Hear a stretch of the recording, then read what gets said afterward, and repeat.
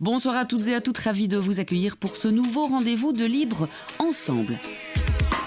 Ce soir, on vous propose un grand entretien avec l'épidémiologiste Marius Gilbert, qui a récemment publié un livre intitulé « Juste un passage au JT ». Il revient sur plus d'un an de gestion de cette pandémie qui a bousculé nos sociétés. Sandra Evrard, rédactrice en chef de la revue Espace de Liberté, l'a rencontré pour nous. Marius Gilbert, bonjour. Bonjour. Vous êtes épidémiologiste et vice-recteur à la recherche et à la valorisation à l'ULB. Vous avez donc publié récemment un livre intitulé « Juste un passage au JT ». C'était important de revenir sur ce que nous vivons depuis 1 an et demi avec cette pandémie ? Je pense que c'est important parce que c'est quand même un événement qui a marqué tout le monde. Autant au niveau collectif qu'individuel. Au niveau collectif, on a pris des mesures sans précédent en termes de modification de la vie collective et elles ont eu des implications très fortes, vraiment même dans l'espace privé, puisqu'on était amené à ne plus pouvoir voir parfois des gens qui sont très proches, des choses comme ça. Et ça a été aussi très difficile pour beaucoup de personnes qui repensent à cette période de façon difficile. Et moi, j'ai eu comme ça, depuis la sortie du livre, quelques témoignages de personnes qui me disent vous savez, moi, je ne voulais pas du tout repenser à cette période. J'avais pas du tout envie. Et puis, finalement, j'ai lu le livre et ça m'a plutôt fait du bien de comprendre ce qui s'est passé parce que... Et ça, en fait, c'est ce qui m'a fait le plus plaisir parce que c'était vraiment ça l'intention du livre. C'est d'essayer comme ça de pouvoir fournir aux lecteurs les instruments qui permettent de mieux comprendre ce qui s'est passé. Parce que je pense que quand on a vécu quelque chose de difficile, on peut faire plusieurs choses. Soit on met une grosse couverture dessus, un gros couvercle en se disant bon, j'avance, j'ai plus du tout envie d'y penser, ou alors, et parfois c'est juste pas possible de faire autrement, ou alors on le revisite et on essaie de le comprendre. Un peu une psychanalyse, au fait. C'est peut-être un peu prétentieux de dire ça, mais simplement, je pense que la démarche d'essayer de comprendre quelque chose qui nous a heurté, qui nous a bouleversé, qui nous a transformé, est quelque chose qui permet après de reprendre sa vie plus normalement parce qu'on peut remettre un peu les choses à leur place, quoi. Et donc c'était ça vraiment l'objectif, c'est fournir ces éléments de façon assez didactique.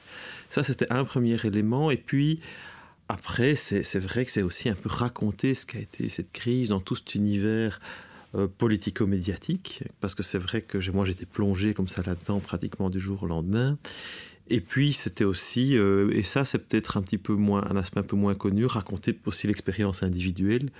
Voilà, on est une personne comme les autres. Moi-même, j'étais soumis aux mêmes règles que les uns et les autres, avec mes propres peurs, mes propres questionnements permanents. Et donc là, c'est vrai qu'il y a un peu un récit qui est un peu plus personnel de ma traversée de cette crise. Et quels sont les messages qui vous semblent encore cruciaux de diffuser actuellement ? Alors, ce qui me semble vraiment important, tant vis-à-vis de cette crise que vis-à-vis de tas d'autres enjeux, c'est le sens comme ça de la collectivité. C'est-à-dire, c'est le fait que on peut rencontrer des risques majeurs et on peut les affronter à partir du moment où on est soudé. Ça va paraître complètement un peu désuet de revenir à notre hymne « L'union fait la force ». Même moi, j'aurais jamais imaginé de venir avec ça.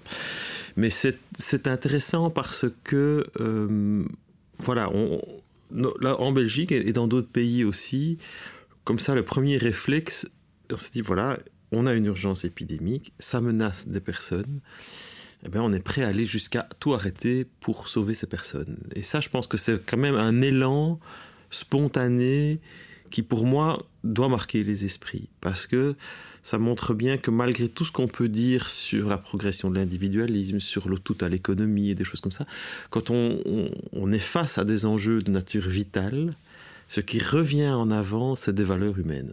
Des valeurs de solidarité, de protection. Et ici, on a arrêté toute l'économie pour fondamentalement protéger principalement les personnes les plus vulnérables, puisqu'il y a plus de 95% de la mortalité, c'est des personnes de plus de 65 ans. Et ça, je trouve que symboliquement, c'est un geste très fort. Et après, on a bien vu toute la difficulté, et donc je pense que beaucoup de gens ont ressenti ça. Lors de la première vague, même si ça a été difficile, je pense que beaucoup de gens ont vécu cette période, n'ont pas forcément un regard aussi difficile que ça sur cette période, parce qu'à la fois c'était une espèce de période de pause dans toutes des vies qui sont quand même fortement marqué par l'accélération du travail, de la pression, des choses comme ça. Donc pour beaucoup de gens, ça a été une espèce de pause. Il y avait vraiment sentiment de mobilisation générale pour faire face à cette épidémie, tout ce mouvement pour protéger les hôpitaux, protéger le personnel soignant, les applaudir tous les soirs à 20h.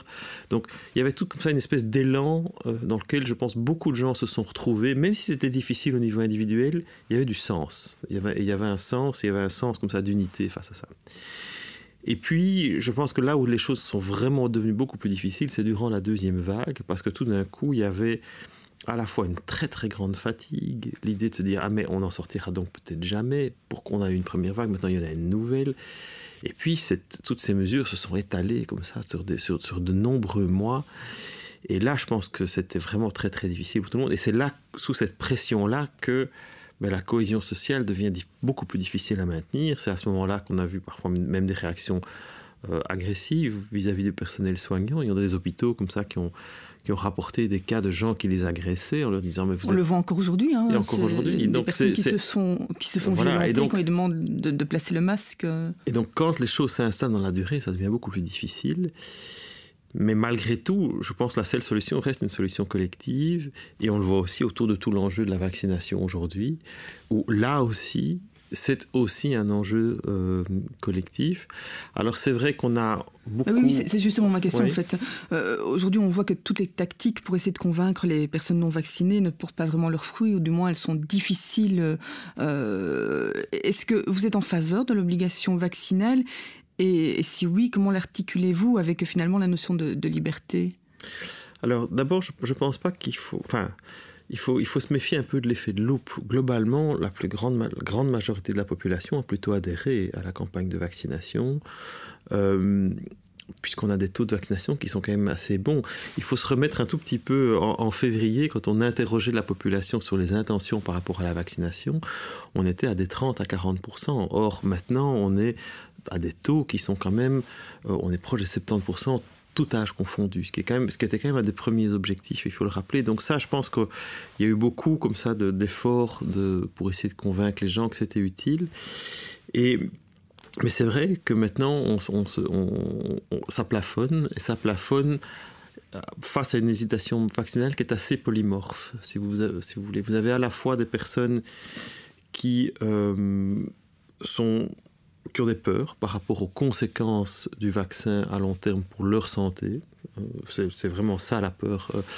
Et ce sont des peurs qui sont alimentées par des données qui sont vraiment très très contestables, il faut le dire, par des scénarios très très spéculatifs et qui font absolument pas consensus dans la communauté scientifique, il faut le réaffirmer. Mais c'est pas pour autant qu'il faut mépriser ces peurs. Je pense que la peur, elle est légitime face à l'inconnu, et donc il faut trouver les moyens de rassurer, de convaincre et de pas nécessairement considérer que c'est des peurs idiotes, des choses comme ça. Non, je pense qu'il... Pour vous, il n'y a pas un problème d'individualisme malgré tout il y a aussi Alors, parfois, certains vont peut-être cacher une forme d'individualisme sous le droit à la liberté individuelle, des choses comme ça.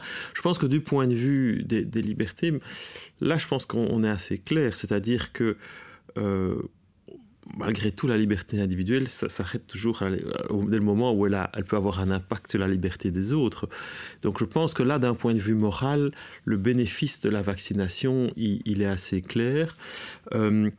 Mais en termes de communication, on a peut-être trop mis l'accent sur le bénéfice collectif, alors qu'il faut vraiment rappeler qu'il y a un bénéfice individuel à se faire vacciner. Et vous attendiez, de votre position justement d'expert, à cette revendication des libertés individuelles dans le cadre d'une pandémie?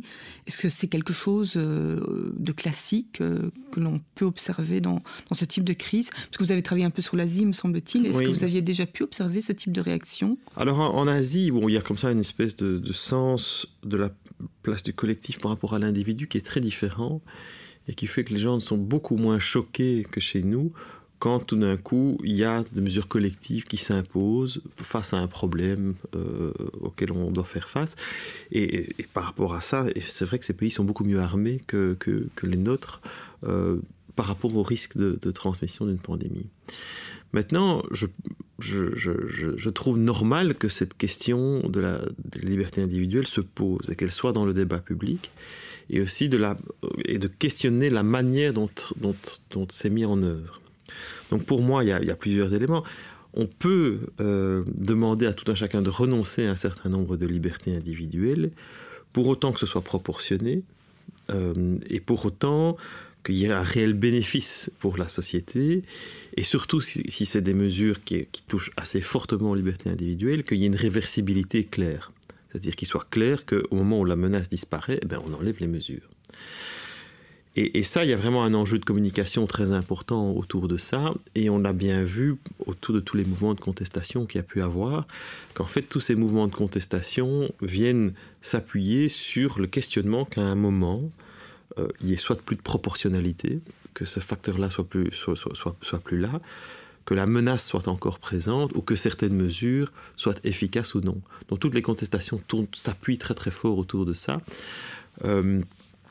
Voilà, et donc c'est normal qu'il y ait ce questionnement. La question, c'est où est-ce qu'on place le débat, et quelle est la place pour ce débat collectif. Mais bon, malgré tout, on est dans une démocratie représentative, et ceux qui ont pris ces décisions sont des personnes qui sont élues démocratiquement.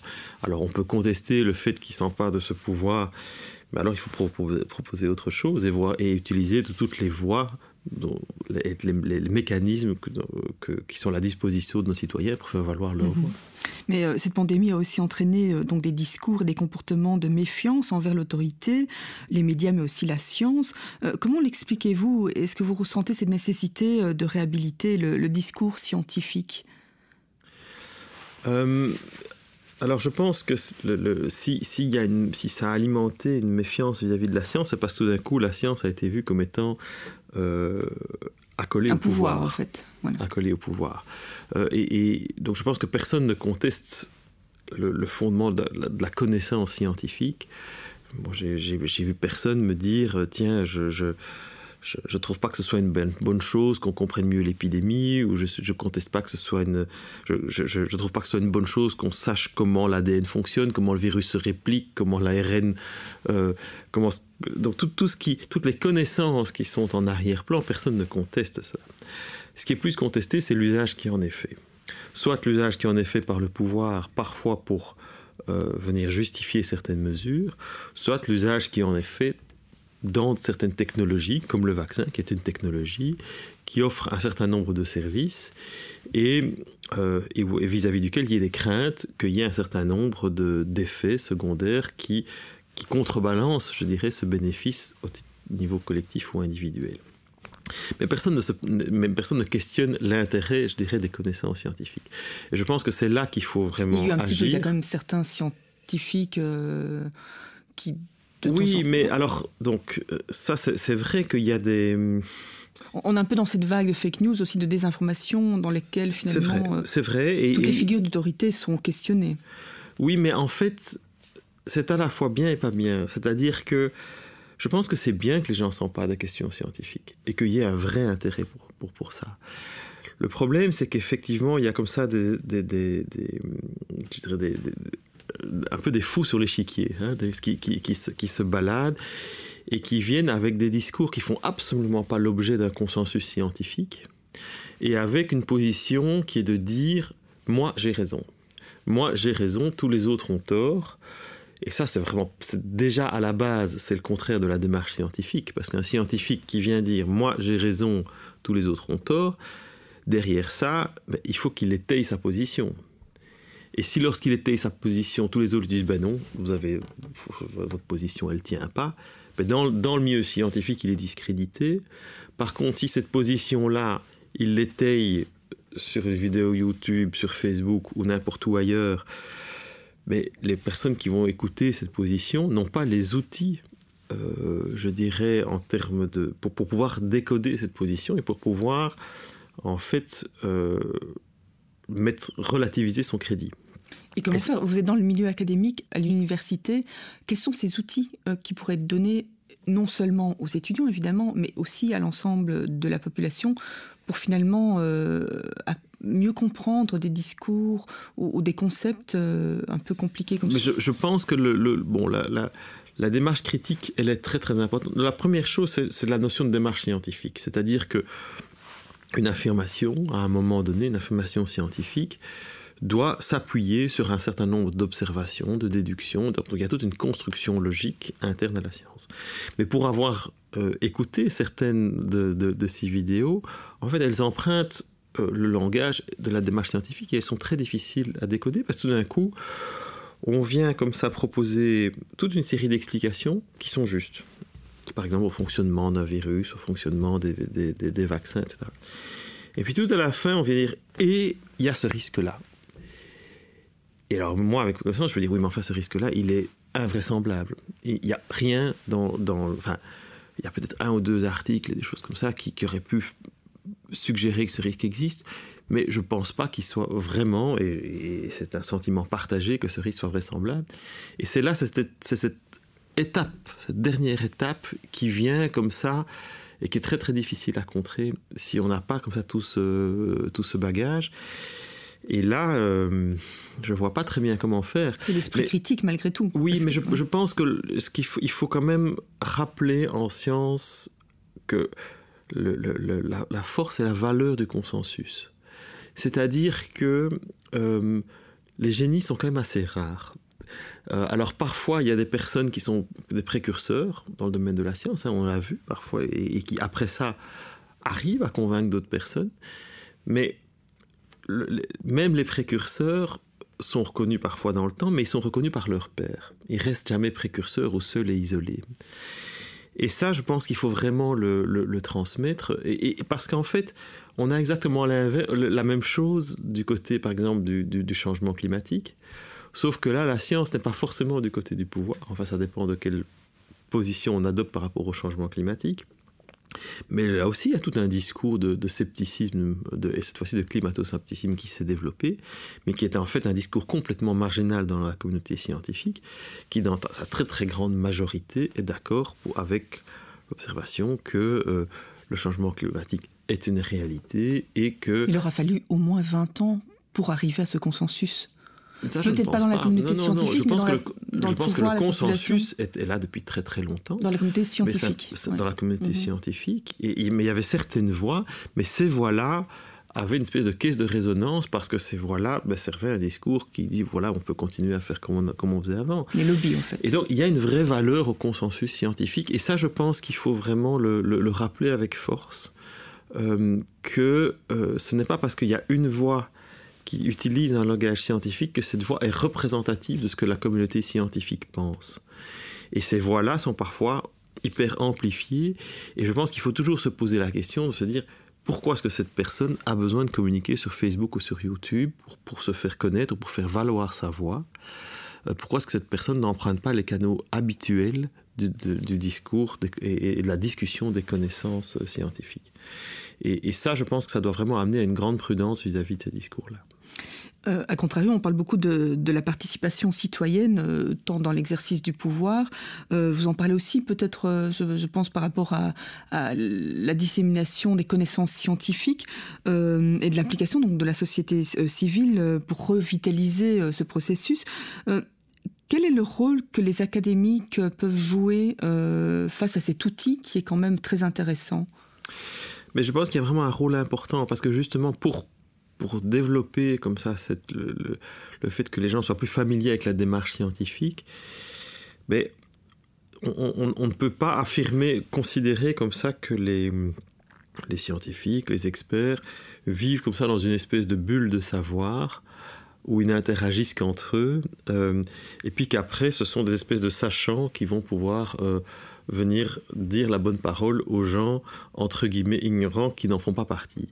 Ça, je pense, c'est une vision complètement dépassée et qui, en plus, n'amène à rien de constructif dès le moment où des gens scientifiques se trouvent au cœur de la société. Et donc, c'est pour ça qu'il faut je pense vraiment qu'il faut un engagement beaucoup plus clair de la communauté scientifique au sens large, dans la dissémination non seulement des connaissances, mais aussi de la démarche scientifique qui appuie ces connaissances. Bon, expliquer non pas comment on pense que les choses sont, mais comment est-ce qu'on est arrivé à penser ça. Quel était le cheminement qui nous a amené à à considérer que n'importe quel résultat scientifique. Et là, je pense qu'il y a un engagement assez fort et qui peut concerner la communauté scientifique au sens large. Et il faut y aller, parce que je pense vraiment que c'est un enjeu de démocratie important dès le moment où différentes crises comme ça vont avoir des questions scientifiques en leur cœur.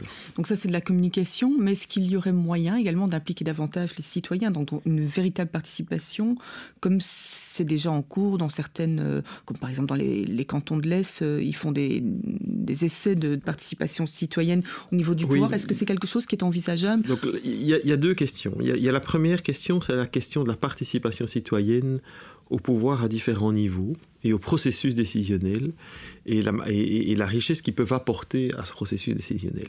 Et là, effectivement, il y a beaucoup de choses très intéressantes à faire. Et ça peut être au niveau fédéral, régional, mais parfois à l'échelle d'une commune. Et il y a comme ça des initiatives de démocratie participative qui se développent à différents niveaux et qui ont à la fois le bénéfice d'enrichir le débat démocratique des élus qui ont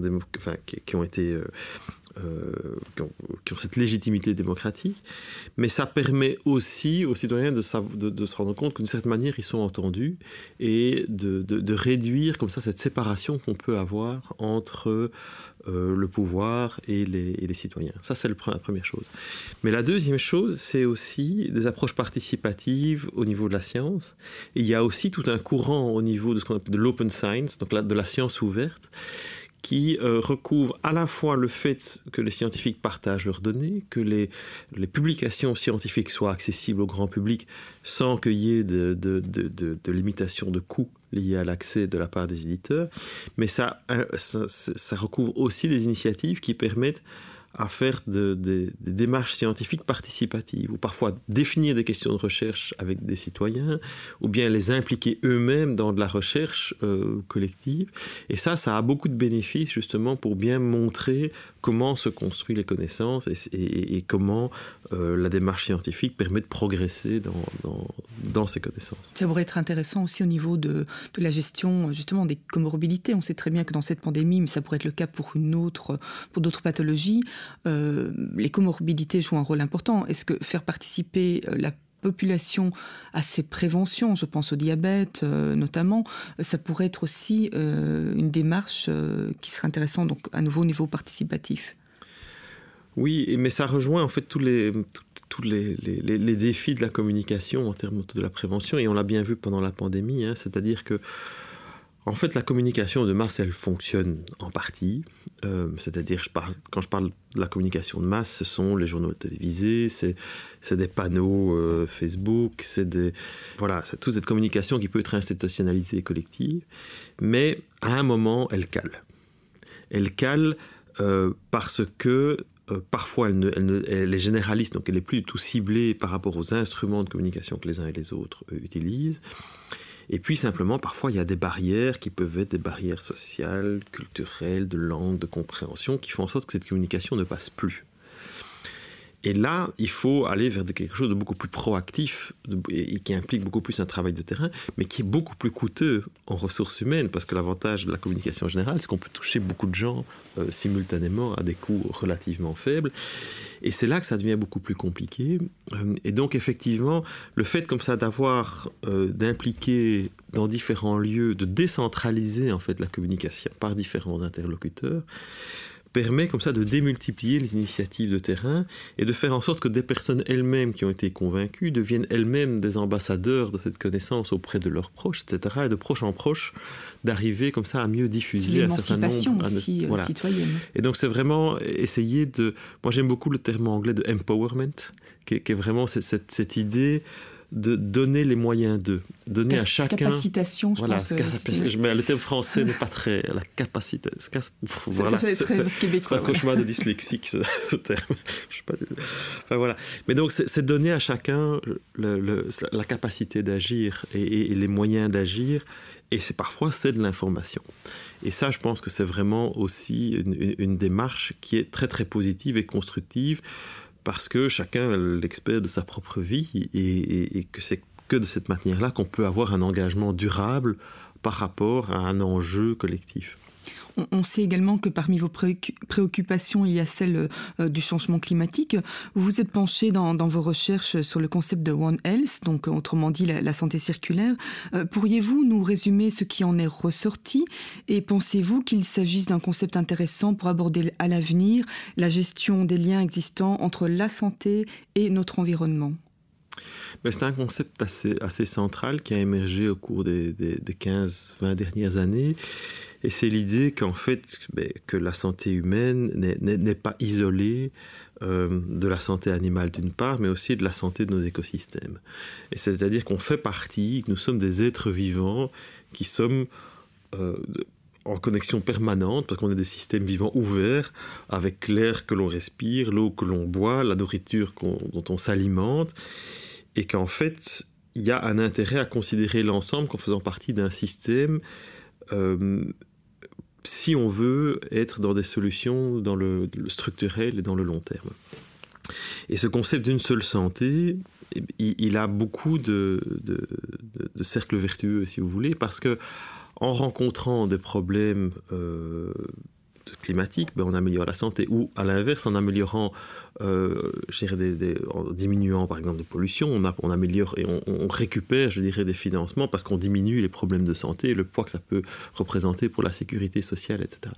Donc en fait, en considérant l'ensemble de tout ça comme étant un système interconnecté, eh bien, on peut être beaucoup plus efficace avec beaucoup plus de synergies qui peuvent se faire entre différentes actions, parfois qui peuvent sembler un peu indirectes, mais qui en bout de chaîne peuvent avoir des impacts importants sur la santé. Et donc, simplement, quelque chose d'aussi simple que essayer d'œuvrer vers une alimentation de meilleure qualité, vers des messages de prévention autour de l'alimentation, c'est à la fois bon pour l'environnement, parce qu'on peut prévoir, on peut comme ça promouvoir des circuits qui sont moins énergivores, des choses comme ça, et dans le même temps faire de l'éducation à la santé et à l'alimentation qui va avoir un bénéfice par rapport à toute une série de maladies qui sont liées en fait au mode d'alimentation. D'accord. Alors pour terminer, donc on sait que vous êtes vice-recteur à l'ULB, donc vous êtes en contact avec les jeunes générations. Quel est le message que vous auriez envie de leur adresser aujourd'hui, après ce que nous avons vécu, et finalement avec les enjeux qui sont devant nous ? Mais je pense que c'est un message d'engagement, vraiment d'engagement, parce que je peux... moi j'ai 3 enfants qui ont autour de 20 ans, donc qui sont vraiment dans cette génération-là, qui est une génération qui doit grandir, se déployer dans un contexte qui n'est pas tout à fait facile en termes de perspective. Alors là, il y a ce changement climatique devant, on ne voit pas très bien de solutions émerger, des choses comme ça. Et face à ça, je pense qu'on peut soit être dans un repli ou dans un rejet, ou se dire, je vais prendre ma place et je vais essayer de changer les choses. Il y a quelque chose dans le fait, dans cet engagement-là, qui, même si il peut avoir une efficacité partielle, mais il aide aussi à se sentir mieux aussi. Et donc, là aussi, il y a un bénéfice double dans cet engagement, c'est qu'à la fois, on agit pour modifier les choses dans une direction que l'on pense souhaitable, et parallèlement à ça, le fait même d'agir et le fait d'agir pas tout seul, d'agir collectivement, fait que tout d'un coup, on se sent dans une dynamique humaine de progrès. Et donc, au départ d'une dynamique où on se sentait peut-être fort démuni face à des enjeux qui nous dépassent, on se retrouve dans quelque chose de collectif, de tenue, où on se retrouve dans une dynamique collective de progrès. Et ça simplement, ça permet ça a plein de bénéfices. Et donc, c'est vraiment ça que j'essaierai de transmettre. Marius Gilbert, un grand merci de nous avoir accordé cette interview. Merci à vous. Merci de votre écoute et bonne soirée sur La Première.